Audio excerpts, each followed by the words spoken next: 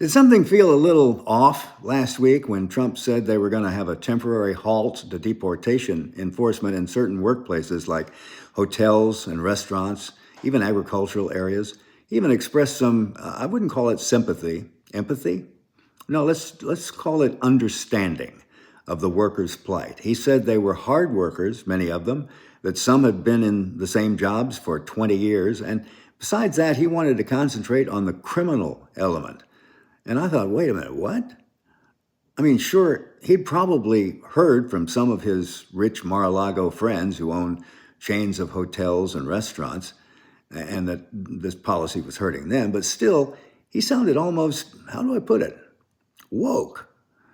Well, we weren't the only ones who noticed. The gang from Project 2025 got hold of him and said, wait a minute, guy, you can't go there. You can't go soft now. The idea is to keep on them, keep attention on the ICE raids and collateral human suffering while we're developing our real plan to staff every department of government to match the cabinet.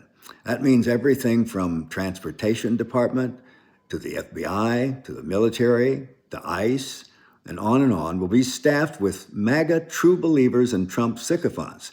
Meanwhile, a new MAGA military will occupy the Democratic cities, and voila, the MAGA takeover will be complete. They will literally have control over everything, including elections, just like Putin does.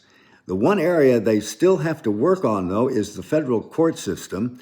Federal judges are appointed for life, but those judges have no enforcement mechanism, and Trump has shown a complete willingness to ignore any court decision he doesn't like.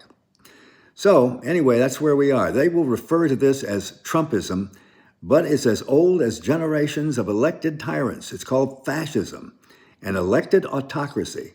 They take advantage of the fact that democracies depend on the fickle will of the electorate, and that large numbers of voters are perfectly comfortable with an authoritarian government as long as the leaders agree with them.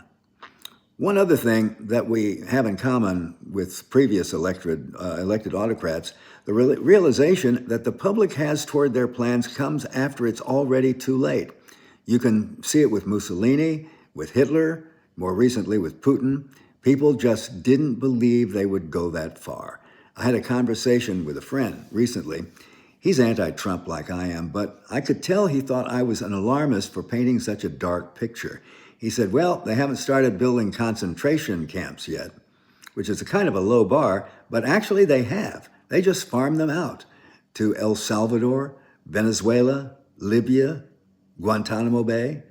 They disappear these people from off the streets to some godforsaken place many of them have never seen and don't let their families know anything about where they are. If it hadn't been for the bad publicity, Obrego Garcia would still be sitting in a cell in El Salvador awaiting his fate. This is after a judge had previously declined to send Garcia back to that country because of serious and credible evidence that his life would be in danger.